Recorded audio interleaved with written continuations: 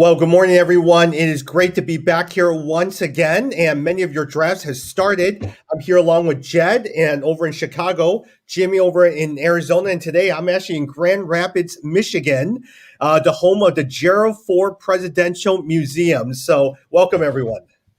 Morning. Hey, did any of you guys watch the game yesterday? So a couple of things. Jameis Winston did outstanding. Marquis Callaway just had that nice catch. Trevor Lawrence and the Jacksonville offense really struggled. And a couple of other things. I love your comments on it. What do you call it? Oh, here we go. Travis Etienne has been diagnosed with a mid-foot sprain after yesterday's preseason loss and now will be out indefinitely. Adam Troutman, sleeper for tight end, will undergo an MRI after suffering an ankle injury. Thoughts on that? Let me begin with Jed. Yeah, I think the Travis Etienne one is a huge one. We just finished our draft. Whoever had James Robinson just got a steal. I mean, he is going to be the number one back for, we'll have to see how long the sprain is for Etienne. But I liked Robinson all along, and they've been saying he's still. Urban Meyer's been saying that he is still the starter. So it's not a huge thing, but still, if you got James Robinson, you're going to see his draft stock shoot up now. So he's going to cost a lot more. Or if you're in a league where people aren't paying attention to the news, make sure you get a hold of James Robinson because that'll be a steal.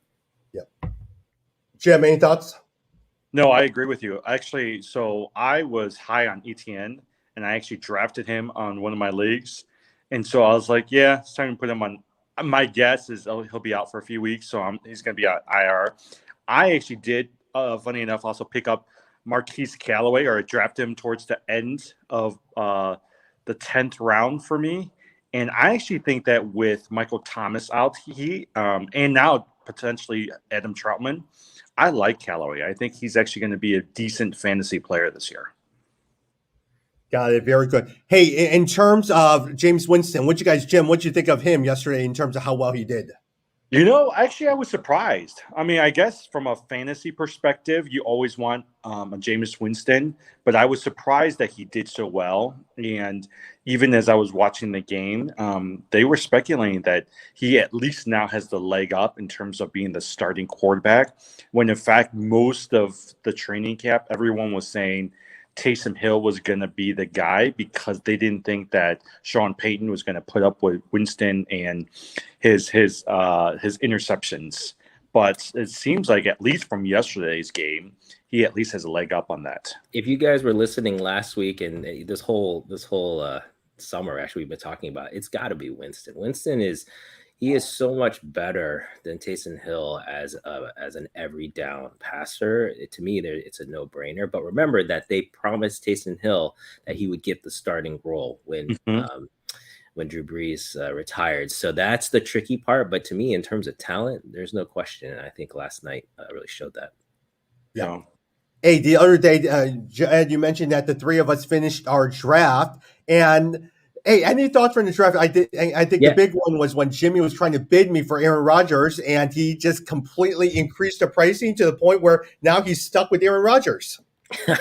Yeah, that's a good tale, cautionary tale. So basically, I think Jimmy was trying to get Tommy to spend a little bit more money, and it was working and it was going up. But then he went one step too far and ended up with two quarterbacks. Yeah. Well, I mean, okay, so here's my thing, right? Because I was like, well, I do hope that Aaron Rodgers is going to have a great year from a fantasy perspective. I also have Justin Herbert. So at least for me, I was like, I got assets to trade down the road. The problem with that is by the time I spent all my money with Aaron Rodgers, I had no more money left. And so you're kind of stuck until the end of the draft when you just pick up people for $1.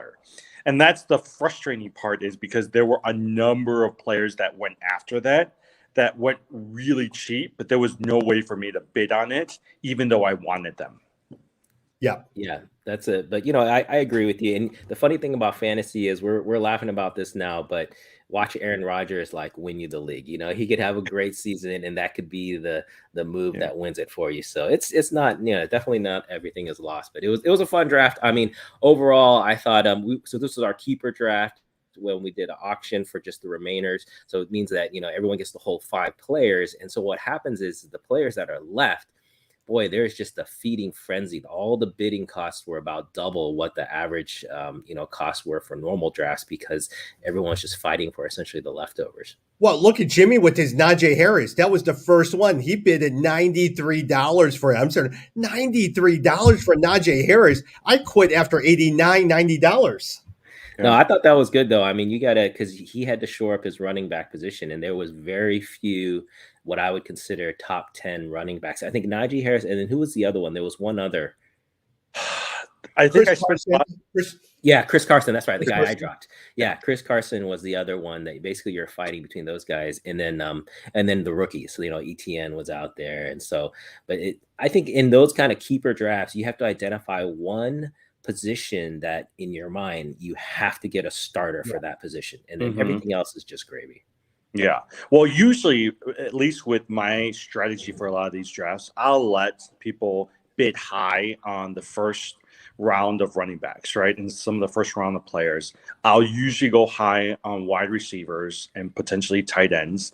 And then I'll try to fill in my team with a lot of really valued players. But this one is a little bit different because I decided I'm going to spend I was willing to spend $100 on a good running back and try to go after 2 or 3 really, really good players and fill in the rest of it later on.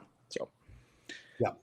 Hey, one thing that actually has helped me a lot of times is when you're drafting, especially in auction league, Yahoo allows you to see positions grid and allows you to see who drafted what. And so that allowed me to really look at Aaron Rodgers. Wait a minute. I'm the only one without a quarterback. Everyone else has a quarterback.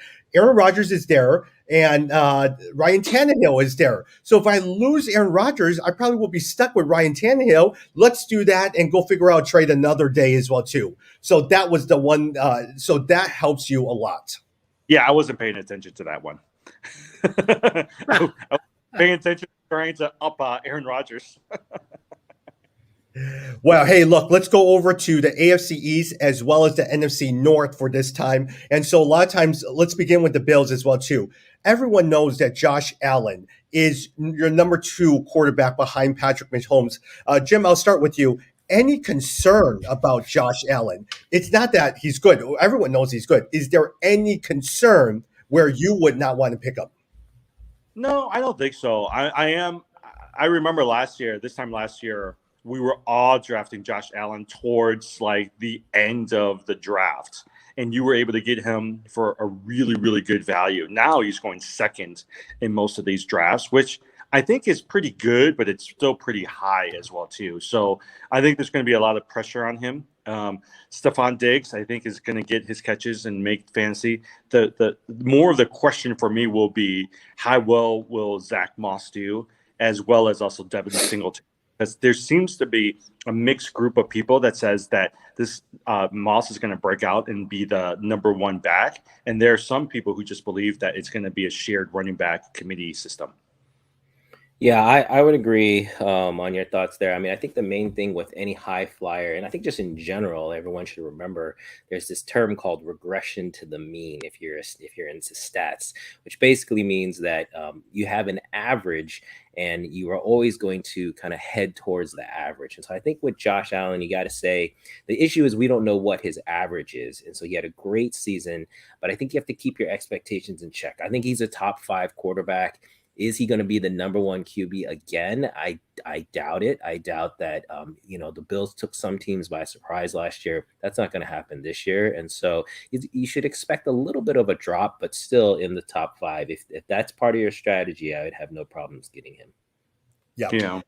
The concern always has been with Josh Allen isn't that he could run. A lot of times that running ability is what makes him great. It's the accuracy as well, too. Now, I think the presence of Stephon Diggs really helped. Jed, I'm going to throw it over to you. Stephon Diggs, if I was to say to you, Stephon Diggs is overrated as a wide receiver. I don't understand why people are drafting him in the first round. Am I crazy, or do I actually have some legitimacy in what I'm saying?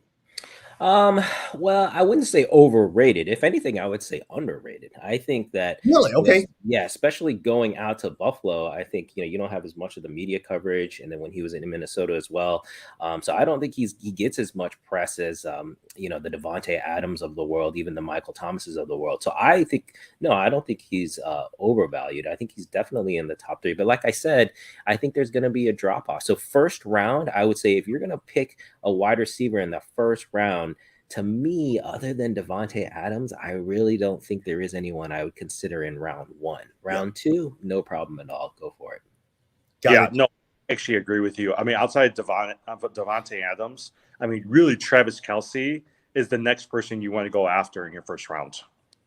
Yeah. Jim, if you had the chance between Devin Singletary or Zach Moss, who would you pick? I just think Moss has the higher ceiling. And the higher potential in terms of being able to be the number one back. There were a couple of games last year he did tremendously in. I just wish that they would say he's going to be the number one back and not the shared running back system that they're going after. Yeah, I agree with that. And this is the way of the NFL right now. Everyone knows running backs, they're interchangeable, and so there's more two-man committees. Basically, the thing with Moss is he's the goal line back, so he gets the goal line carry. So even if it's an even split, he's the guy who can help break that tie with those TD points. If you are in 12 team league, a lot of times you might want to look at Emmanuel Sanders, Cole Beasley, and if you're really desperate, tight end Dawson Knox. If you're a 10-person league, you're not paying attention to any of these guys as well too. All right, Patriots. Let's go over the Patriots as well too. Let me add one thing. So going back to the Bills, I know a lot of people don't have defensive players, but I will say from a fantasy perspective, the Bills have some great defensive players that you might want to pick up. Matt Milano, linebacker, Jordan Poyer, who's a defensive cornerback, and then also Tyron Johnson. Like they always are pretty consistent from an IDP perspective. So that defense is going to be awesome. The defense was awesome last season. It's going to be top 5 again this season. So I agree with you there. Yeah. Let's switch over to Patriots. Jed, I'm going to go over to you. Cam Newton, Mac Jones, any of them are on your radar as a starting QB? Not as a starter. I think Cam actually played. Actually, they both played really well in their last preseason game. But I wouldn't pick either of them as my starter. But Mac Jones, if you wanted to look longer term, I wouldn't have a problem there. I expect Mac Jones to have the starting position by the end of the season. When they make that switch, I'm not sure. But I wouldn't pick either of those guys as a starting quarterback. As a backup, I think they'd be fine. Got it. Hey, Jed, quick question on Cam Newton. A lot of times he says, okay, COVID affected me. It's my first season, New England. I have a year under my belt. Watch me. Any belief in that? Do you think Yeah, I do think he's trending up. I mean, I think you have to remember last year they had no pass catchers. They're looking at Jacoby Myers or N'Keal Harris as like their number one wide receivers. Those are really poor options. And now adding in Hunter Henry and Jonnu Smith, I think the passing offense is really going to improve this year. So I see him getting better and having better stats for sure, but not to the point of being a top 10 quarterback. Jim, in terms of running back, Damian Harris, Sony Michel, who's your running back to own? Well, I think there was some reports that Sony Michel might be dropped from the team before they head into the final roster. So that's something for us to watch. But I do think Damien Harris is on the verge of breaking out this year. And I actually think that he's actually a good value from a running back perspective. Now, the argument a lot of times is Bill Belichick never gives the primary ball to a primary carrier. It's always been by committee. Burkhead, Sony Michel, James White, all of these different things. Damian Harris, would you say differently, or would you still see him more as a committee person? I think Belichick is always going to go for a committee, but I do think Harris is the best one out of that group. That's one of the reasons why I think if Mac Jones becomes the fantasy, the value of both Harris, Jonnu Smith, and actually even if you think about Jacoby Myers, I actually think that they'll rise if Mac Jones becomes the starting quarterback for them. I thought you were going to bring up Nelson Aguilar, Jimmy. I know you Oh were no, talking about him as a sleeper, as an I love outside wide receiver. Yeah, it's an interesting sleeper. I do think this wide receiver core. I don't know that I would really draft any of these guys, to be very honest. I think if you do, you want to look in the very late rounds. But somebody should pop from this group. Someone should come out. It's just not clear who. But don't forget Nelson Aguilar. He's got that outside speed, so not a bad pick. But Jay, you would probably agree it's the tight ends that you want to own. You want to own Hunter Henry, you want to own Jonnu Smith. In all my leagues, look, Travis Kelce, Darren Waller, Kyle Pitts, all of those great kiddos are gone. Then from that point on, Hawkinson is gone. Then from that point on, Logan Thomas is gone. Out of that last tier, you can't go wrong with Jonnu Smith or Irv Smith. Yeah, Hunter Henry, Jonnu Smith are great picks as a sleeper. I think either of them could sneak into the 10th spot, 9th tight end spot, so you could get them very cheap. And again, we all know the history with New England and tight ends, so expect some production there. It's just a question of who, and then the injury concern.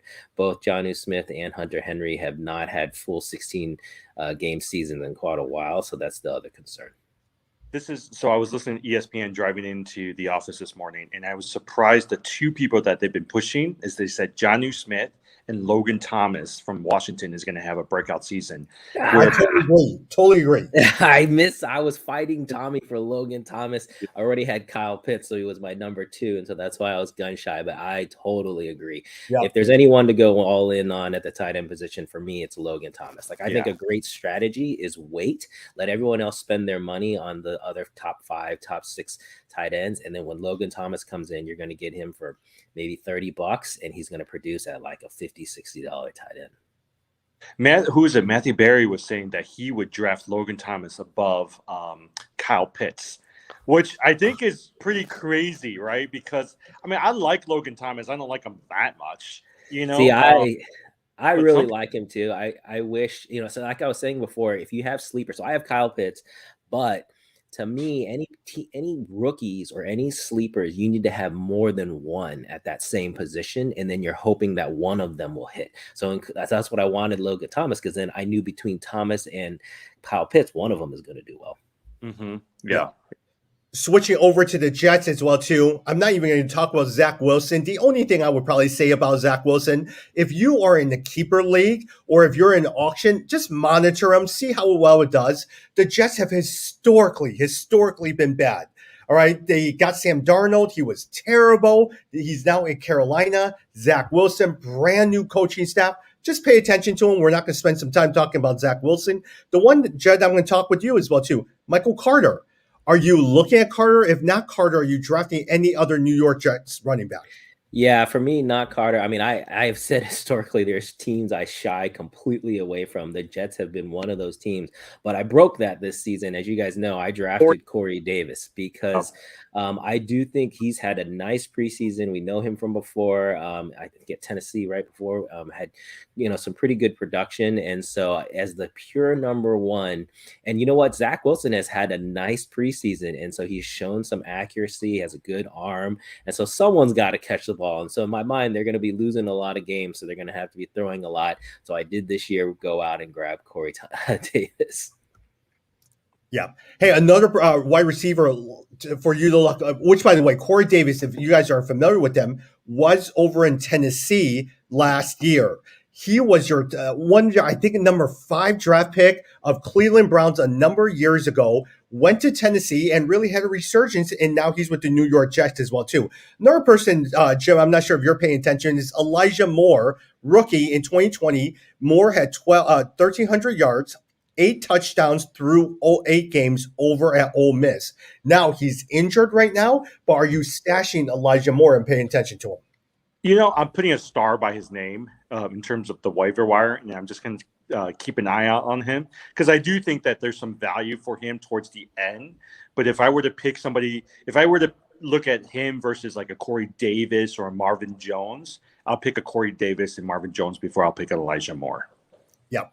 Couple other ones on your list with the Jets. Jamison Crowder, you're not picking up. Chris Herndon, tight end. You're desperate if you're picking up Chris Herndon. So those are ones that, unless you're a big league, you're not paying attention to as well, too. Last team over is the Dolphins over in the AFC East. Jim, I'm going to start with you. Tua, do you think Tua will hurt the offense, or will you think that he'll have substantial growth in his second year? Actually, all reports have been recently that Tua's improving. And you know what? Like, I think during the summer, everyone was thinking, is Deshaun Watson going to come to Miami? And is that going to be the starter? Is Tua going to be able to hold up for this year?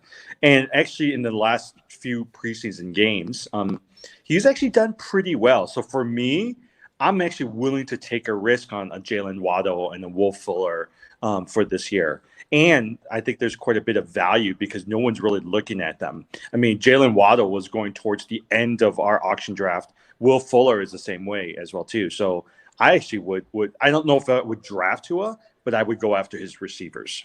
Yeah, and I'm surprised that of the receivers, people aren't talking about Devontae Parker, man. Devontae Parker is awesome. It's interesting how both Will Fuller and Jalen Waddle, I guess you're looking for that higher ceiling. But to me, Devontae Parker is the guy that I'd want out of that group. He's a stud. He had a little bit of a down year last year, but I think you can attribute that to the quarterback play. And I agree, Tua seems to be getting better. My big concern with Tua is he doesn't throw the ball long. The deep ball, over 20-yard passes, that's where he really struggles.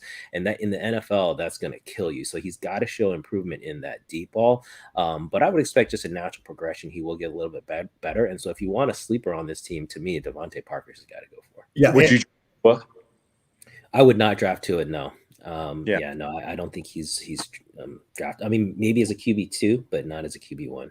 Okay, let me ask you. Would you, given all of the issues going on with Jamar Chase, would you draft a Jalen Waddle over a Jamar Chase right now? No, I think the situation is too good in Cincinnati. I know everyone's been talking about Jamar Chase's drops. He's had 3 drops in each game he's played in. But no, I mean, the potential is still too high. And the offense in Cincinnati, look, it's Joe Burrow. People forgetting Joe Burrow and Justin Herbert were the same before Joe Burrow got hurt. In fact, Joe Burrow was ahead in yards right before he got hurt. So this guy is a stud. Once he gets a little bit more confidence in that knee, and that offense in Cincinnati, they're constantly they led the league and they were top 3 in passing attempts. And so in that division, they're going to have to throw a ton. So I think Jamar Chase is still the guy you'd want to go for. Mm-hmm. Last thing I would say about wide receivers, a lot of times is if you're in auction league, you could probably get Devontae Parker, like what Jed said, at a very cheap price. Also, in standard drafts, just wait until Devontae Parker.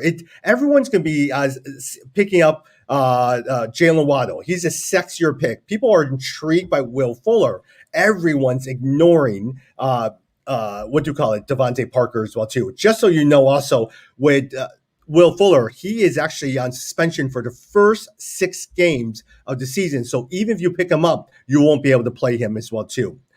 Jim, let me ask you a quick question. Myles Gaskin, talk to me about Myles Gaskin. Talk to me about Mike Gesicki. I think Gesicki will do well. I think Myles Gaskin will be doing well. I think for me, outside of the Buffalo Bills, I usually try to stay away from AFC East teams, only because there are other teams that I like in terms of production and fantasy value. So I know some people really like Gaskin. He's not somebody I would target. Yeah, I kept wanting Gesicki to really hit last year, and he had a couple good games, but then he would just drop off. He'd have some games where it was 1 point or 2 point. So you're looking for a little bit more consistency. It's funny that you said that about the AFC East, Jimmy. I think that's good that we're in 2 different locations because I feel like I avoid a lot of the West Coast teams, but the East Coast teams I feel like I know well. And so the Dolphins are a sneaky team. They have been right there with the Patriots for many years and just couldn't really get over the hump. I don't have a problem looking to pick up a Gesicki or a Myles Gaskin. Hey, Jed, if you had a chance between Gesicki, Robert Tonyan, or Jonnu Smith, who are you looking at?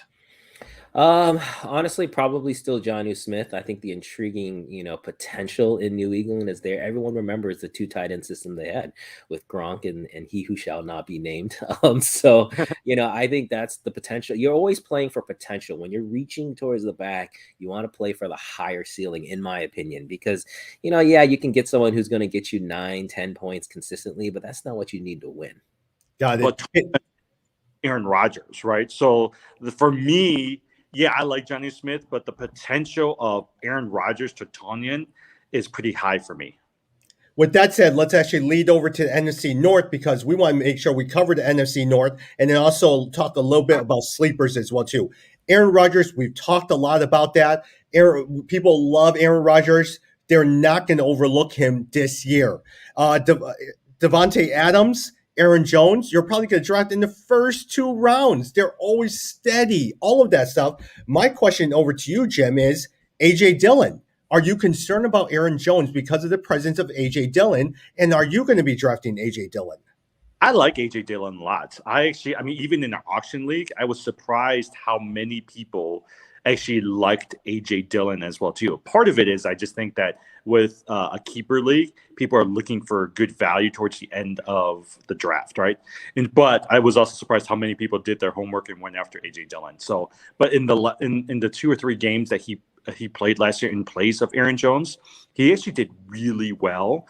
And from a dynasty perspective, he's one of those guys I would go after.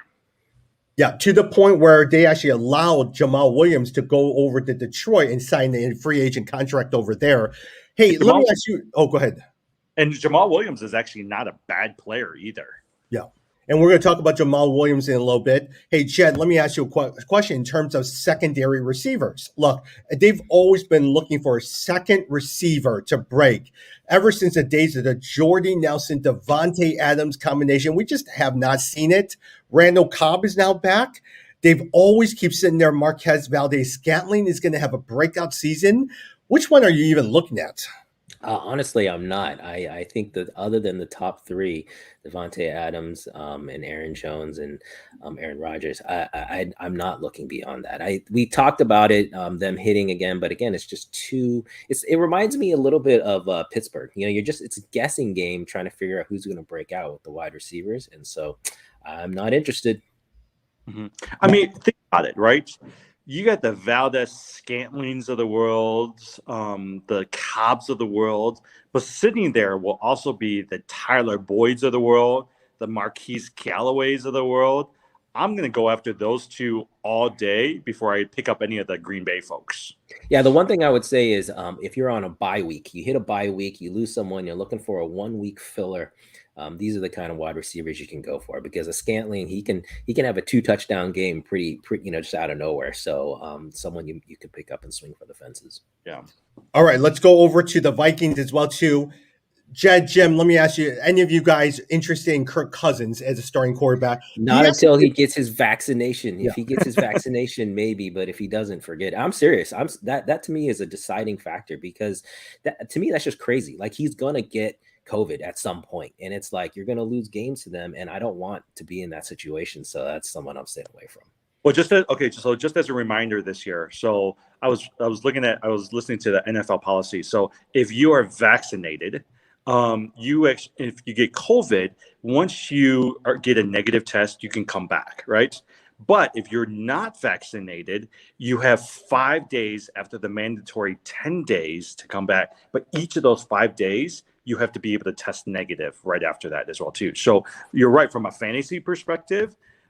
If Kirk Cousins gets COVID and the likelihood of him getting it is pretty high, I mean, you've lost your quarterback right there, right? So for at least 2 weeks, he can't come. Even if he's totally healthy, he can't come back for at least 2 games beyond that first game. And so, I think it's ridiculous. If I was Minnesota, I would get rid of the guy. I mean, he's not. Someone said this before. He's not good enough to put up with him not following this policy. So I totally agree with that.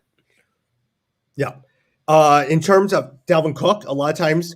Jed, I know how much you love Dalvin Cook. There's no argument. He's probably either your first or second running back.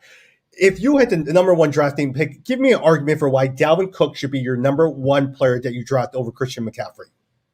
I would say just consistency and the scheme, the offensive scheme. This team is a running team, and they have shown time and time again they commit to it. They don't go away for it. His number of carries, he's always in the top 5 in the number of carries. And Cook is he's an elite back. Yes, he's not. They're not using him as much in the short passing game as they would like a McCaffrey. But as far as actual production at the run and at the goal line, Dalvin Cook is far and away, I think, the top back. The one thing I will say is don't sleep on Alexander Madison.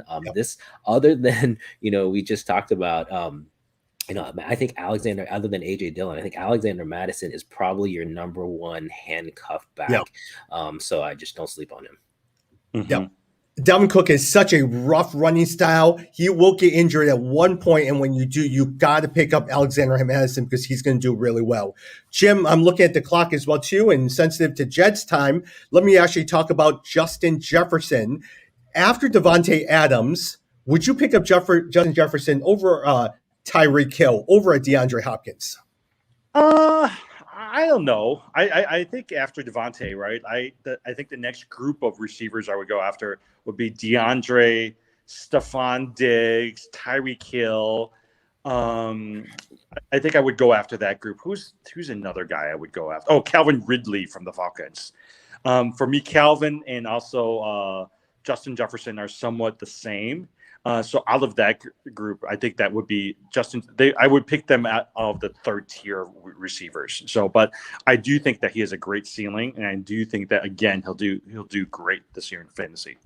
Yeah, a sleeper for you to look at tight end is Irv Smith. With the departure of Kyle Rudolph as the number one over to New York Giants, a lot of times people are predicting Irv Smith is someone that you could get in the later rounds, probably not even drafted at all. So pay attention and watch Irv Smith as well too. Hey, I'm going to go over to Detroit Lions, and then we're going to wrap up over the Chicago Bears.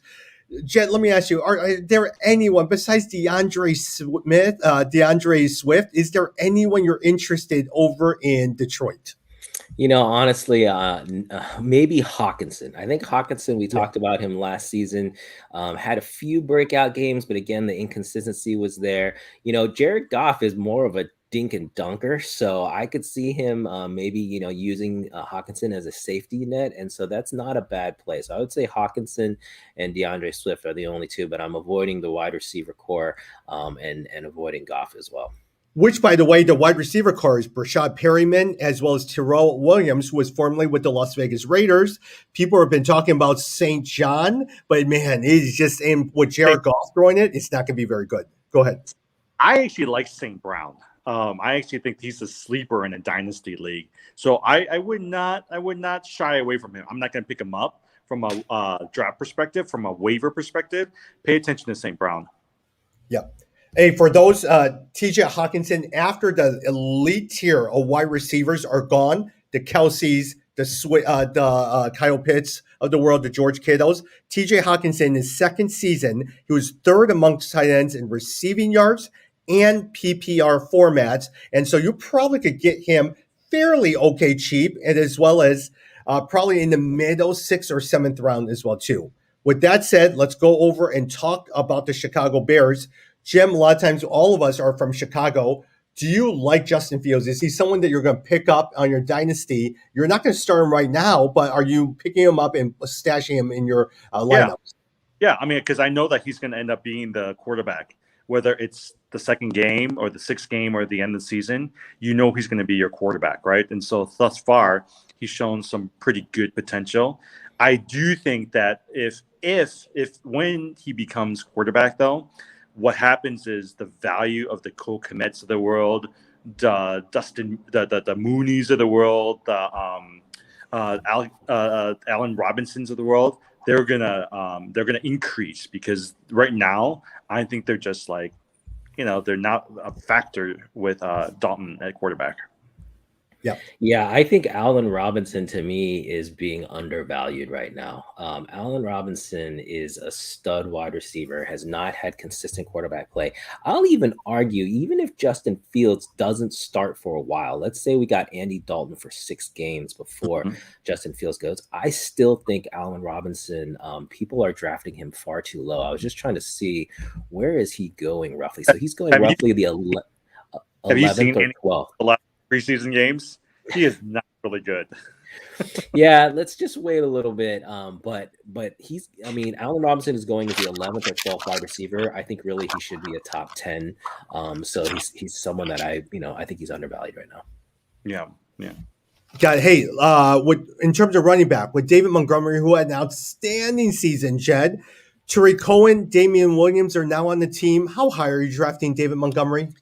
Yeah, I like Montgomery. The issue is, again, we're talking about if Justin Fields is in, Fields takes a little bit of that rushing prowess. You got to assume that Fields will get a few touchdowns as well. So that's less for David Montgomery to have. So it drops, to me, it drops a little bit of his potential there, his potential for scoring. But again, you know what? Let me just see. Where is he going?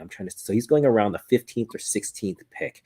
So I think you have to be careful because right around there, you've got Clyde Edwards-Helaire, J.K. Dobbins, Chris Carson. Those are some pretty good names that it would be hard to pass up for David Montgomery. I might wait a little bit before picking him up, but he should be on someone's roster for sure. He should be an RB2 somewhere.